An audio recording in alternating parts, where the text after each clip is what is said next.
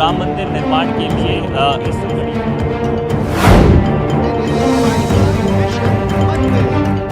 के तौर पर नहीं देख सकते। किस तरह से देख रहे हैं इस अभियान को आप? एनएसयूआई को समर्थन दे रहे हैं। राम मंदिर के लिए एनएसयूआई की चंदा मुहिम। भगवान राम किसी संगठन के या किसी एक व्यक्ति के कोई कॉपीराइट नहीं है। भगवान राम सबके हैं और ये जो कार्यक्रम है ये भगवान राम से जुड़ा हुआ है। एक एक रुपए जुटा रहा कांग्रेस का छात्र संगठन।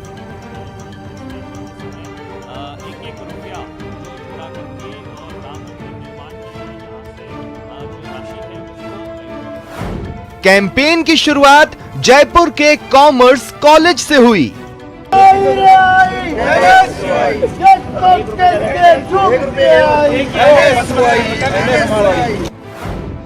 जय श्री राम के नारे लगाकर मंदिर निर्माण के लिए सहयोग राशि जमा की। जय श्री राम, जय श्री राम, 1 रुपया राम के नाम। जय श्री राम, जय श्री राम, 1 रुपया राम के नाम। बीते कुछ समय से सॉफ्ट हिंदुत्व की राह पर कांग्रेस।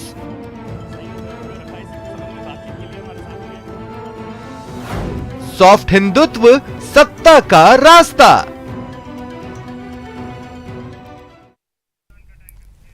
नमस्कार, आप देख रहे हैं दोपहर की 2 टूक। आपके साथ मैं हूं स्वप्निल। अयोध्या में राम मंदिर निर्माण के लिए निधि समर्पण अभियान जोर शोर से चल रहा है, लेकिन इस बीच कांग्रेस का छात्र संगठन एनएसयूआई उसने भी राम मंदिर निर्माण के लिए चंदा इकट्ठा करने की मुहिम शुरू कर दी है। एक एक रुपए जुटाए जा रहे हैं। जय श्री राम के नारे लगाकर सहयोग राशि जमा की जा रही है। दोपहर की 2 टूक में इसी पर बात होगी। एनएसयूआई को राम मंदिर की याद क्यों आई, क्या है इसके सियासी मायने, इस पर चर्चा करने के लिए हमारे साथ कुछ मेहमान भी जुड़े हैं। तो शुरू करते हैं चर्चा। क्या सॉफ्ट हिंदुत्व सत्ता का रास्ता है? राम मंदिर निर्माण के लिए भगवान राम सबके हैं और ये जो कार्यक्रम है ये भगवान राम से जुड़ा हुआ है। जय श्री राम, जय श्री राम, 1 रुपया राम के नाम।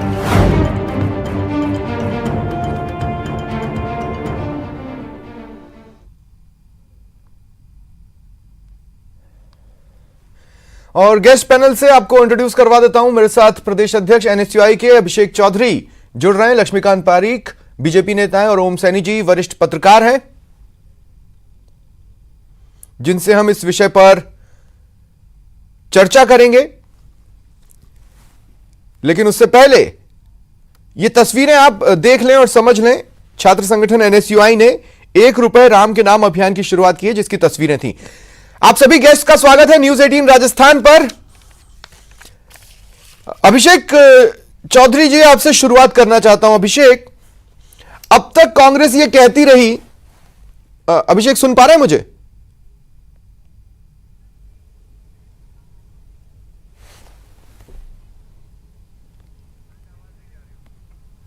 लगता है अभिषेक मुझसे कनेक्ट नहीं हुए, कुछ ही देर में मुझसे कनेक्ट हो जाएंगे। ओम सैनी जी, हिंदुत्व किनके लिए प्लेइंग फील्ड है ये आप भी जानते हैं, मैं भी जानता हूं, लक्ष्मीकांत पारीख जी भी जानते हैं। अब स्थिति यह है, आर और पार की जब लड़ाई होती है तो उसमें एक होता है बीच का रास्ता, जो बीच में ही कहीं ले जाता है, ना तो आर ले जाता है ना पार ले जाता है। तो ये जो सॉफ्ट हिंदुत्व है ये सत्ता का रास्ता बना सकता है कांग्रेस के लिए।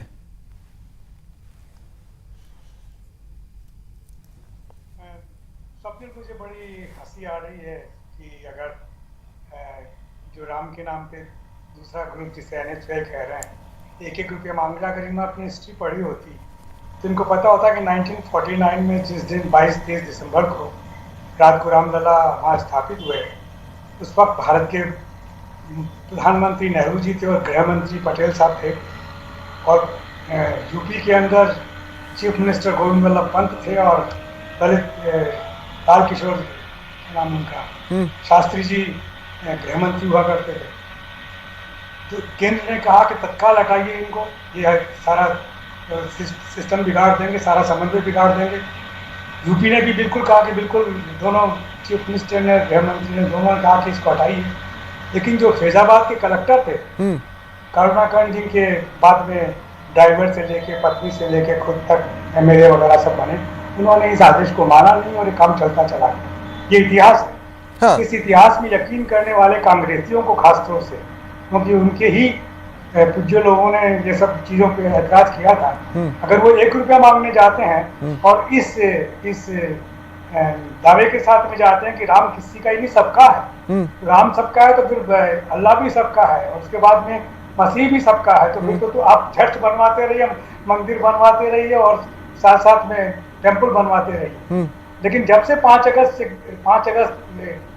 2020 से प्रधानमंत्री ने रामलला के मंदिर की नींव रखी है और उन जिस तेजी से 1500 करोड़ के मंदिर को बनाने की बात हो रही है, उसके लोग मांग रहे हैं, तो निश्चित रूप से एक जो बहुसंख्यक कम्युनिटी में जो एक उड़ान है, एक उछाल है, वो तो निश्चित रूप से भारतीय जनता पार्टी को नहीं तो क्या कांग्रेस को उस प्लेइंग फील्ड में एंट्री लेना चाहिए, वो भी उस स्थिति में जब 1993 के बाद कांग्रेस के पास से ये मुद्दा धीरे धीरे कर सरक गया। उनका तो ये बड़ा ये तो बड़ा अजीब लग रहा है ना कि जब लगातार आप पहले कंप्रोमाइज किया राजीव जी के जमाने में, वो मंदिर के ताले खुले, सब सिलसिला, उसका नतीजा आपने देखा। बहरहाल, लेकिन मैं ये कह रहा हूं कि बुनियादी रूप से जो अपने आप को कांग्रेस के लोग कहते हैं, तो उनको अपने इतिहास को देखना चाहिए कि उनके तत्कालीन प्रधानमंत्री और गृह मंत्री ने क्या कहा था, तत्कालीन मुख्यमंत्री और गृह मंत्री क्या कह रहे थे, इस पर यकीन करके चलना चाहिए। क्योंकि एनएसयूआई के लोग तो पढ़े लिखे हैं, स्टूडेंट्स हैं, हायर स्टडीज में हैं, काफी जानते होंगे सारा सब कुछ, तो उनको वो करना चाहिए। वो करने की बजाय वो भारतीय जनता पार्टी का जो जन संगठन है, सिंपैथिक जन संगठन है, अखिल भारतीय विद्यार्थी परिषद, उसके लोग जो काम कर रहे हैं उन्हीं की तरह से उनकी नकल करके कर रहे हैं। मेरे को बड़ा आश्चर्य हो रहा है इस बात का। ठीक है, अगर मंदिर में कुछ देना दीवाना है, वो तो खैर हिंदू धर्म की अपनी सिलसिला है, हिंदू जो चंदे पर तो खुद ही सवाल उठा रहे हैं। देखिए आज सुर्खियां बटोर रहा है एमपी के कांग्रेसी नेता का बयान, जो कह रहे थे कि चंदे के पैसे से तो शराब पार्टियां चली हैं, लेकिन इससे पूर्व में भी कुछ बयान रहे, यहां तक कि वो हलफनामा जो कि सुप्रीम कोर्ट में दाखिल किया था यूपीए ने, वो भी कांग्रेस की मंशा पर या इस चीज को सियासत से जोड़ने पर मजबूर कर देता है। मैं ये तमाम बातें आज करूंगा डिबेट के दौरान। लक्ष्मीकांत जी आपके पास आ रहा हूं। लक्ष्मीकांत पारीख जी, वैसे देखिए मोटे तौर पर देखा जाए तो जो सहयोग राशि जुटाने का अभियान देश भर में चल रहा है, राम मंदिर निर्माण के लिए बने ट्रस्ट ने उसका जिम्मा जो है वो विश्व हिंदू परिषद को सौंपा हुआ है। अब एक तरफ आपकी पार्टी है जो कांग्रेस को ये कहती रही है कि राम मंदिर पर उनका बिल्कुल स्टैंड क्लियर नहीं है, वो सेक्युलर है, भगवान राम में उनकी आस्था नहीं है। अब ऐसे लोग अगर 1-1 रुपए चंदा इकट्ठा कर कर भिजवाते हैं तो क्या आप उसको राम मंदिर निर्माण में लगने देंगे? देखिए, राम की बात करें तो राम सबके हैं।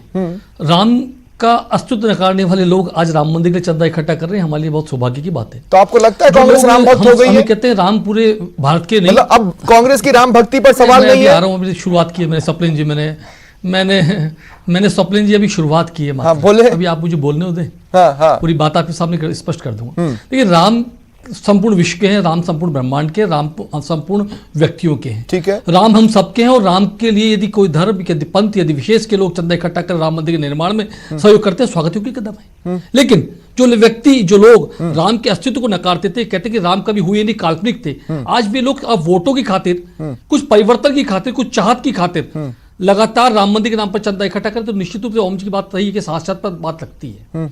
यदि आप राम के 1949 के रामलला के स्थापना को नकारने वाले लोग आज ये कहते हैं, उसकी पार्टी के लोग ये कहते हैं कि राम मंदिर के लिए चंदा इकट्ठा कर रहे हैं, तो बिल्कुल हास्यास्पद स्थिति की बात हो सकती है। और साथ ही साथ जो लोग ये कहते थे कि रामलला हम आएंगे, मंदिर हम बनाएंगे, तारीख बताएंगे नहीं, ऐसी बातें हम तो टीवी चैनल पर बैठ के किया करते थे। जो लोग हम राम मंदिर के लिए सवाल खड़ा किया करते थे, जब भव्य राम मंदिर बन रहा है तो निश्चित रूप से लक्ष्मीकांत जी मेरी बात सुनिए। कांग्रेस का तो थोड़ी बहुत धर्म की जानकारी मुझे भी है। धर्म सबसे ज्यादा असहज स्थिति में होता है नास्तिक लोगों से, ठीक है? अब मैं आपसे ये कह रहा हूं कि कांग्रेस को तो आप कहते थे वो राम भक्त नहीं है, अब ऐसी मंशा वाले लोग अगर पैसे देंगे तो क्या मंदिर उतना ही पवित्र रहेगा? क्योंकि आप तो उसमें नास्तिकों का पैसा जोड़ रहे हैं। इसलिए मैं पूछ रहा हूं, या तो कांग्रेस अब राम भक्त हो चली है और या फिर आप उनके पैसे का इस्तेमाल नहीं करेंगे। आपका स्टैंड बताइए ना।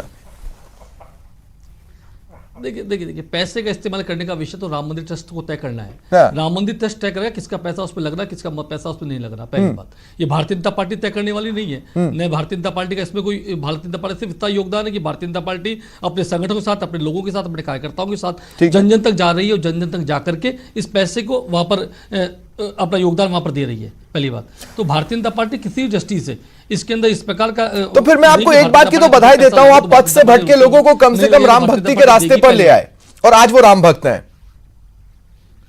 देखिए मैं ये रामलला ने तय किया है, कौन कहां से भटक रहा है, कौन किस दिशा में जा रहा है, ये भगवान श्री राम ने तय किया है। ठीक है, मैं तो कहता हूं राज्य के स्वार्थों के लिए यदि व्यक्ति अपनी विचारधारा को छोड़कर कहीं और चला जाता है तो निश्चित कहीं भटका उनका होता है। आप देखें कई सारे चुनाव में हमने कांग्रेस के नेताओं को भी देखा है, जब जनेऊ पहनकर बाहर कूटते बाल लटकाकर चुनाव में कंपनी करने जा रहे थे, कहीं कहीं मंदिरों के नाम पर मंदिरों में जा रहे थे, कभी जाते हैं, कभी अपना ब्राह्मण बताते हैं तो कभी अन्य जाति का बताते हैं। तो मेरा मानना है इसी तौर पर कि व्यक्ति अपने आप का एक स्टैंड रखे, एक जगह खड़ा रहे तो वह ठीक होता है। भारतीय जनता पार्टी शुरू से तय किया कि राम मंदिर हमारे चुनावी एजेंडे में भी था, हमारे अपने एजेंडे में था, हमारे मन के एजेंडे में भी था। तो राम मंदिर हम सबका भव्य राम मंदिर बने, ये भारतीय जनता पार्टी के एजेंडे में था, है और रहेगा। ठीक है, लेकिन कांग्रेस का एजेंडे कभी था ही नहीं। ठीक है, हम शुरू से राम मंदिर अस्तित्व को नकारा है। ठीक है, राम के अस्तित्व को भी नकारा है। ठीक है। ओम सैनी जी, मैं एक बार फिर आपके पास आ रहा हूं। अब देखिए अभी हाल ही में मतलब 1.5-2 महीने हुए हैं जब दिग्विजय सिंह ने कहा कि एकता को तोड़ने के लिए फंड को विभिन्न तरीकों से जुटाया जा रहा है। अब आज एनएसयूआई वही काम कर रही है। एनएसयूआई अपने आप में कर लेती, पैसे पहुंचा देती तो बात अलग थी, लेकिन उन्होंने क्या किया, प्रेस विज्ञप्ति जारी की, मीडिया को आमंत्रित किया। अब इस पर सवाल पूछेंगे तो हो सकता है मैं थोड़ी देर बाद गोदी मीडिया की श्रेणी में कहलाने लग जाऊं, लेकिन आमंत्रित उन्होंने ही किया था।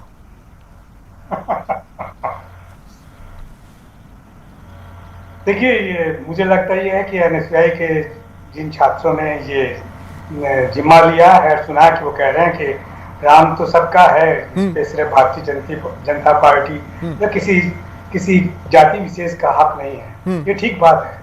लेकिन विश्वविद्यालयों में और कॉलेजों में पढ़ने वाले छात्र तो दर्शन से भी वाकिफ हैं और धर्म से भी वाकिफ हैं और इतिहास से भी वाकिफ हैं। उनके सामने ये सारा सवाल, क्योंकि हमें मालूम है कि कॉन्स्टिट्यूशन के 25वें अनुच्छेद में धर्म की स्वतंत्रता का अधिकार तो सबको है, लेकिन उसी रास्ते पे जाए तो 1984 में भारतीय जनता पार्टी अपने घोषित इरादों के साथ में कामयाब नहीं थी।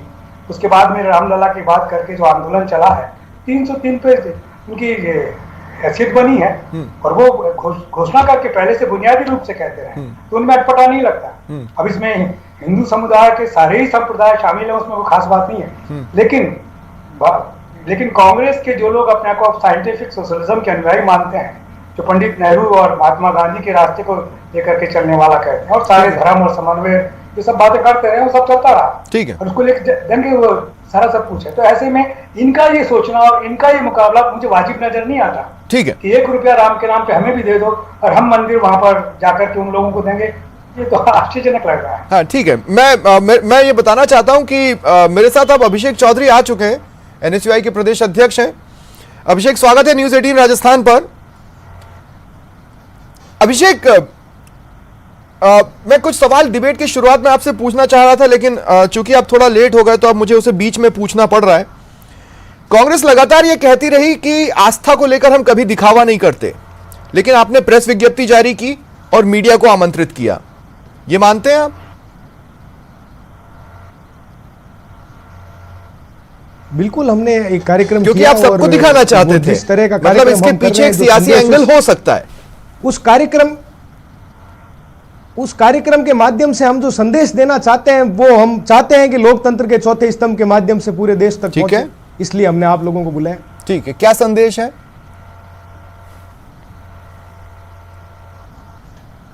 वर्तमान में जो परिस्थितियां हैं राम मंदिर के निर्माण पर, जिस तरह आरएसएस ने, बीजेपी ने, इनके अग्रिम संगठनों ने एक लूट मचा रखी है, किसी व्यक्ति की 1000 रुपए देने की स्थिति है, उसके घर में घुसकर ये जबरदस्ती 11,000 की रसीद काट रहे हैं, कोई 21,000 रुपए देने की क्षमता रखता है, उससे जबरदस्ती लाख रुपए ले रहे हैं, सरकारी तंत्र का दबाव लगा रहे हैं, लोगों को उनके घरों में नौकरियां गिना रहे हैं कि तुम्हारे घर में इतने सरकारी नौकर हैं, तुम आज दोगे, आगे बीजेपी का राज आएगा, ठीक रहेगा। तो इस तरह की जो स्थितियां हैं, जो एक भावना ये प्रदेश में एक भय जो इन्होंने व्याप्त किया है, प्रदेश में तो हम देख पा रहे हैं, पूरे देश में इन्होंने किया है। इसके खिलाफ हमारा ये कार्यक्रम तो है। अब मुझे एक बात बताइए, भगवान मुझे एक बात बताइए अभिषेक, अब देखिए पैसा अभिषेक, ठीक है, आप जो कहना चाहते थे वो बात मैं समझ गया। अब मुझे एक बात बताइए, राजस्थान में चंदा इकट्ठा करने के लिए संतों की एक समिति बनाई गई है, आप ये कह रहे हैं कि वो संत लुटेरों की तरह काम कर रहे हैं। दूसरी बात ये कि अल्टीमेटली आप ये पैसा जो आप चंदा इकट्ठा करके जुटा लेंगे वो किसे देंगे? मैं एक बार फिर आपकी बात को मैं काटना चाहूंगा। हम किसी तरह का कोई जो ये चंदा इकट्ठा जिन्होंने करने का ठेका लिया है, इन्होंने टेंडर लिया है, कोई तो कह रहा है हम 200 करोड़ रुपए इकट्ठा करेंगे, नहीं तो वो जो संत यहां पर अपॉइंट किए गए जिनकी समिति है वो लूट मचा रही है। कोई टेंडर नहीं लिया है। आप संतों को लुटेरा कह रहे हैं। हम तो अब आप उस चीज को संतों से जोड़ के इनका बचाव करो, वो आपकी मर्जी है। बाकी अच्छा। जो परिस्थितियां हैं वो आप भी प्रदेश के नागरिक हो, रहते हो, और आप अपने स्तर पर ही अपनी इंटेलिजेंस से ये जानकारी क्रॉस चेक करवा लो जो मैं कह रहा हूं वो। ठीक है, अब मुझे सिर्फ ये बता दीजिए कि जो पैसा इकट्ठा आप कर लेंगे वो किसे सौंपेंगे? भारत के सर्वोच्चतम न्यायालय के द्वारा, सुप्रीम कोर्ट के द्वारा एक व्यवस्था बनाई गई है राम मंदिर के निर्माण की देखरेख के लिए। उस मंदिर के निर्माण की व्यवस्था को जांचने परखने के लिए हम जो भी लोगों की भागीदारी जो हमसे इकट्ठी होगी उस भागीदारी को हम वहां पे सुपुर्द करेंगे। ठीक है, हम तो ये कार्यक्रम ही सिर्फ इसलिए कर रहे हैं, ये बताने के लिए कर रहे हैं कि श्रद्धा से दिया हुआ 1 रुपया ढकोसलों से दिए हुए और जबरदस्ती छीने हुए करोड़ों रुपए से ज्यादा। आपने जो पॉइंट उठाया उसी से जुड़ा सवाल मैं लक्ष्मीकांत पारीक जी से पूछूंगा, लेकिन मैं कुछ पलों के लिए इस डिबेट को यहां पर रोक रहा हूं। मैं चाहता हूं आप तीनों मेरे साथ बने रहें। एक पीसी इस वक्त आ रही है, सीधी तस्वीरें आपकी टीवी स्क्रीन पर। साल में कांग्रेस ने किया, उसमें से कुछ ने आपने 7 साल में बेच दिया और कुछ को बेचने के लिए आप कल परसों बजट कल लाए। नगर निकाय के चुनाव में शानदार विजय कांग्रेस पार्टी के कार्यकर्ताओं की मेहनत के कारण से हुई। जो भारतीय जनता पार्टी बरसों से राग अल्पाती थी कि हम शहरों में बहुत अच्छे मार्जिन के साथ बोर्ड बनाते हैं, आज भारतीय जनता पार्टी की स्थिति ये हो गई है कि न उनसे निगलते बन रहा है न उगलते बन रहा है। उनका जनाधार खिसक रहा है। उनके जो षड्यंत्रकारी नीतियां हैं, उनकी प्रजातांत्रिक रूप से चुनी हुई सरकारों को गिराने की, अपनी पार्टी के नेताओं के खिलाफ अभियान चलाने की और मुख्यमंत्री बनने के जो मुंगेरी लाल के हसीन सपने देखने की, उसके कारण से ये स्थिति हुई है। राजस्थान की विधानसभा का सत्र शुरू होने वाला है। मैं भारतीय जनता पार्टी के तमाम नेताओं से, विधायकों से आग्रह करना चाहूंगा कि वो जनता के मुद्दों को राजस्थान की विधानसभा में उठाएं। जो कमियां खामियां सरकार के किन्हीं योजनाओं में उनको लगती है, उनको वो आगे बढ़कर के बताएं, जिससे जनता का लाभ मिल सके और ग्रामीण और शहरी क्षेत्रों का विकास हो सके। तो निश्चित रूप से आप सबका स्वागत है।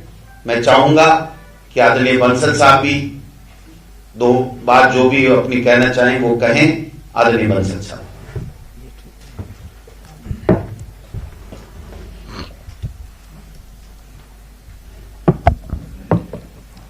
राजस्थान प्रदेश कांग्रेस अध्यक्ष श्री दत्तात्रेय जी, कांग्रेस के सभी वरिष्ठ साथीगण व मीडिया के महानुभाव, मैं आपका बहुत बहुत धन्यवाद करता हूं कि आप एक बहुत ही छोटे से नोटिस पे आपको यहां कहा गया और आप यहां आए। मैं यहां आया तो एक बिल्कुल औपचारिक एक पार्टी के प्रोग्राम जिसका जिक्र इन्होंने किया कि हमारी प्रॉपर्टीज़ के बारे एक चर्चा करने के लिए कि कांग्रेस की प्रॉपर्टीज़ अलग अलग प्रांतों में कहाँ कहाँ है उसके प्रति हम कर रहे हैं। जहाँ जहाँ संभव हो मैं जाने की खुद उसके लिए प्रयास करना शुरू किया है। उसके लिए आया था, लेकिन मैंने समझा कि आपसे भी मुलाकात हो जाएगी, बहुत अच्छा है आप पहुंचे, आपका बहुत बहुत धन्यवाद। मैं राजस्थान कांग्रेस का खास तौर पे अध्यक्ष जी का और मुख्यमंत्री जी का बहुत बहुत बधाई देता हूं कि अभी जो इलेक्शंस हुए हमारे लोकल बॉडीज के, अर्बन लोकल बॉडीज के, उसमें बहुत शानदार जीत हासिल की है 5 वर्ष में। जबकि बीजेपी के तो पहले से नंबर आधा रह गया, कांग्रेस ने अपना दोगुना तकरीबन कर लिया है। इससे पता लगता है कि कैसी सरकार के लोगों के मन में है। एक बहुत बड़ा एक भयंकर जो पेंडेमिक कोविड-19 हुआ, उसको कितनी शानदार तरीके से यहाँ शहरों में, क्योंकि सब जगह वहाँ ज़्यादा उसका है, उसको कैसे प्रभावित इलाकों में कैसे उसका सभी एक समाधान ठीक अच्छा किया गया, इलाज ठीक किया गया, लोगों ने उसके लिए समर्थन कांग्रेस को बढ़ चढ़ के दिया है। इसके लिए लोगों का भी हम सभी का धन्यवाद करते हैं और मैं बहुत बहुत बधाई देता हूं हमारे राजस्थान कांग्रेस को।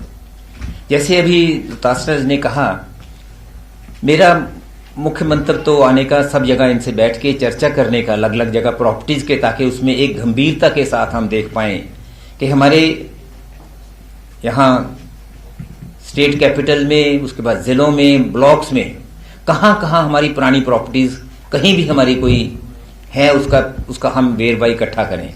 अक्सर हमने बहुत प्रांतों में ये देखा। और एक बार फिर चर्चा की ओर रुख करते हैं। लक्ष्मीकांत पारीक जी, अब आप देखिए हो क्या रहा है, मुझे नहीं पता आपको इंफॉर्मेशन है या नहीं है। यूपी में कुछ जगहों पर नगर पालिकाओं में कुछ अधिकारियों ने कह दिया सफाई कर्मचारियों को कि हाजिरी नहीं लगाएंगे अगर 100 रुपए नहीं दोगे राम मंदिर में चंदे के लिए। वहीं कुछ ऐसे गैंग्स भी पकड़े गए विभिन्न राज्यों में, मध्य प्रदेश में, उत्तर प्रदेश में, जो कि फर्जी तरीके से, जिनका मंदिर निर्माण से कोई लेना देना नहीं था, कहीं एनजीओ बनाकर कहीं किसी का चोला ओढ़कर बैठे और राम मंदिर के नाम पे चंदा मांग रहे थे। कुछ जगहों पर पकड़े गए, कुछ जगहों पर अभी भी बचे हैं और इसलिए मंदिर ट्रस्ट ने बैंक डिटेल्स जारी की। तो ऐसा नहीं है कि एनएसयूआई गलत कह रही है कि लोगों से जबरदस्ती भी पैसे मांगे जा रहे हैं, उसमें भी वजन है। देखिए पहली बात तो जिस प्रकार का आरोप एनएसयूआई के मेरे भाई साथी लगा रहे हैं, निश्चित रूप से बिल्कुल गलत आरोप जिस प्रकार प्रतिपादित करने का प्रयास कर रहे हैं, ये निश्चित रूप पूरा गलत है। वृहत हिंदू समाज पर एक तरह प्रश्न खड़ा करने का प्रयास है, पूरे संत समाज पर प्रश्न खड़ा करने का प्रयास है, राम मंदिर ट्रस्ट पर एक प्रश्न खड़ा करने का प्रयास है, जिसको मैं कहूंगा कि इनका डैमेज कंट्रोल है। चूंकि इन्होंने राम मंदिर, लेकिन मैंने आपको कुछ घटनाएं बताई, आप और स्पेसिफिक चाहते हैं तो मैं उसे और स्पेसिफिक कर सकता हूं। एक मिनट मैं उस पर आ रहा हूं, मैं स्वप्लेन मैं आ रहा हूं अपनी बात पर, आप सुन ले पहले। इन्होंने डैमेज कंट्रोल करने का प्रयास किया। जब आकाओं से डांट पड़ी कि इनको लगा कि वोट बैंक हमारा जो तुष्टिकरण राजनीति में लगातार करते आ रहे हैं, उस तुष्टिकरण राजनीति को फर्क पड़ने वाला है और हमारा वोट बैंक खिसक सकता है। तो ऐसे तमाम स्थिति देखते हुए आज उन्होंने डैमेज कंट्रोल करना शुरू कर दिया। आज के आपके माध्यम से, इस टीवी चैनल के माध्यम से कहना शुरू कर दिया लूट मच रही थी इसलिए हमने ऐसा करना शुरू कर दिया, बल्कि ऐसा कुछ नहीं था। इनका विरोध प्रदर्शन का इन्होंने आपको जो प्रेस नोट भेजा उसमें कहीं भी विरोध के लिए हम ऐसा कर रहे हैं ऐसा नहीं था। इन्होंने वहां यही लिखा कि राम मंदिर के लिए पैसा इकट्ठा कर रहे हैं। इन्होंने इसी को लेकर के आपको प्रेस नोट जारी किया है, देख लें अपना प्रेस विज्ञप्ति मैंने भी पढ़ी है। बदलने की आदत, लेकिन अगर आज वो कोई आरोप लगा रहे हैं और उससे जुड़ी घटनाएं पब्लिक डोमेन में है तो फिर उस पर जवाब आना चाहिए ना लक्ष्मीकांत जी, कि नहीं आना चाहिए? देखिए पहली बात, अब दूसरी बात करता हूं। आपने कहा कुछ लोग फर्जी तरीके से कर रहे हैं, निश्चित रूप से कर रहे हो, कार्रवाई हो रही है, पुलिस अपनी कार्रवाई कर, जिन राज्यों में हो रहा है उन राज्यों में पुलिस अपनी कार्रवाई कर रही है, एफआईआर दर्ज कर रही है। लेकिन इस विषय पर संपूर्ण रूप से वक्तव्य देने का राइट किसी बात तो राम मंदिर ट्रस्ट के पास है, मेरे पास नहीं है, भारतीय जनता पार्टी के पास नहीं है। इन सब विषयों पर यदि वैचारिक रूप से हो या अन्य रूप से, मुझे एक बात बताइए ना कि अगर सफाई कर्मचारियों को अधिकारी ये बोलता है हाजिरी लगाने से पहले 100 रुपए दो, तो क्या वो ट्रस्ट, मंदिर ट्रस्ट जाकर उस पर कार्रवाई करेगा या कानून कार्रवाई करेगा? राज्य सरकार के अधीन आने वाला पुलिस उस पर कार्रवाई करेगा या मंदिर ट्रस्ट करेगा? प्लीज, मंदिर ट्रस्ट से पुलिस करेगा और इसकी बात की पुष्टि होती, जांच होनी चाहिए, तो कार्रवाई भी होनी चाहिए। लेकिन पहली बात की पुष्टि कौन कर रहा है? न आपने पुष्टि की, न मैंने पुष्टि की, न उन्होंने इसकी पुष्टि की है। जब पुष्टि नहीं हो और सिर्फ अफवाह मात्र के आधार पर आप कहते हैं कि उन्होंने जांच कमेटी बनाई गई है, अफवाह पर ध्यान नहीं देना चाहिए। जी, अब वो जांच कमेटी कैसे मंदिर निर्माण प्रयास कर रहे हैं। ओम सैनी जी, अब मैं आपके पास आ रहा हूं एक और बात। देखिए ओम सैनी जी, जो नहीं 2 मिनट रुकिए अब लक्ष्मीकांत जी। प्रयास मात्र पे ओम सैनी जी, देखिए कंफ्यूजन कैसे होती है। एक तरफ 2007 में यूपीए ने जो हलफनामा दिया वो आज भी सुर्खियां बटोरता रहता है, समय समय पर कांग्रेस को अनकंफर्टेबल करता है और जाहिर तौर पर फिर एनएसयूआई को भी करेगा। अब उतना पीछे ना भी जाऊं तो 2018 में शशि थरूर ने कहा कि कोई भी अच्छा हिंदू नहीं चाहता कि बाबरी साइट पर मंदिर बने। तो अगर एनएसयूआई चंदा इकट्ठा कर रही है तो शशि थरूर जी को बुरा लगना चाहिए। दिग्विजय सिंह कह रहे हैं कि एकता को तोड़ने के लिए विभिन्न तरीकों से फंड इकट्ठा किया जा रहा है, तो एकता को एनएसयूआई का फंड इकट्ठा करना भी तोड़ेगा। कोई एक राह पकड़े ना। देखिए शशि थरूर जी की जहाँ तक बात है, या दिग्विजय सिंह जी की बात है, वो बड़े विद्वान लोग हैं और कांग्रेस पार्टी के कमिटेड लोग हैं। उनके बयान में क्या कुछ छुपा होगा, मैंने उसको उस तरीके से देखा नहीं, तो मैं उस पर कोई टिप्पणी नहीं करूंगा। लेकिन मैं निश्चित रूप से कहूंगा कि अगर कांग्रेस अपने इस चरित्र के साथ में सामने आती है कि वो मंदिर बनवाने में कैसे सहयोग कर रहे हैं, राम के नाम पे क्या कुछ कर रहे हैं, क्योंकि कांग्रेस अपने आप को धर्मनिरपेक्ष और ऐसी पार्टी मानती है जो सभी धर्मों का सम्मान करती है, सभी संप्रदायों हाँ नहीं, लेकिन अब आप देखिए ना, इंटरेस्टिंगली राहुल गांधी अगर 2018 का विधानसभा चुनाव, ओम सैनी जी आपको याद हो तो प्रदेश कांग्रेस से कहा गया कि भैया वो मंदिर छांटो जहां राहुल गांधी दर्शन करने जा सके, है ना। वो कभी शिव भक्त हो जाते हैं, कभी हनुमान भक्त हो जाते हैं, कभी सभी भगवान को मानने वाले हो जाते हैं, कभी गुरुद्वारे पहुंच जाते हैं, कभी मस्जिद पहुंच जाते हैं। इट्स ओके, अगर आप सर्वधर्म की बात करते हो तो आपको सब जगह जाना चाहिए, लेकिन कंफ्यूजन नहीं फैलाना चाहिए। हाँ, तो अपने लिए ये देखिए, हमसे हमारे सिखाए तो सीखेंगे नहीं, लेकिन ये सच है कि ये आतंकित हो गए इस बात से। पंडित नेहरू अपने जीवित रहते हुए किसी मंदिर पे नहीं गए, वो कहते रहे कि हमारे तो बांध और हमारे बड़े बड़े कारखाने हमारे मंदिर हैं। तो इसका मतलब क्या वो हिंदू नहीं थे?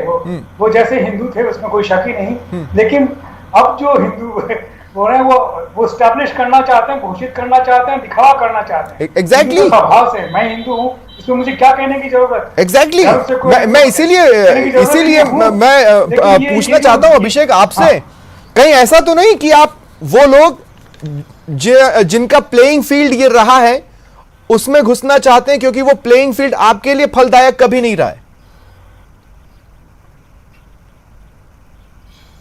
मैं आपके इस सवाल के जवाब में और भारतीय जनता पार्टी के साथी महोदय ने जो भी सवाल कहे उनके जवाब में, और भारतीय जनता पार्टी और आरएसएस के जो लोग सुबह से कल से इस कार्यक्रम के ऊपर सवाल उठा रहे हैं, उनको मैं यही कहना चाहूँगा, भगवान राम भारतवर्ष के हैं, 135 करोड़ लोगों के हैं, हिंदू के हैं, मुसलमान के हैं, सिख के हैं, ईसाई के हैं, प्राणी मात्र के हैं।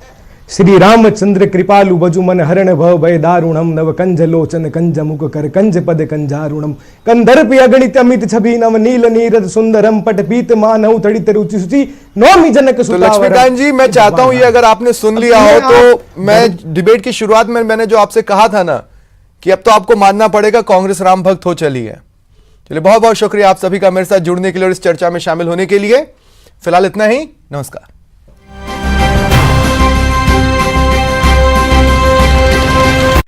पहले मुफ्त जांच और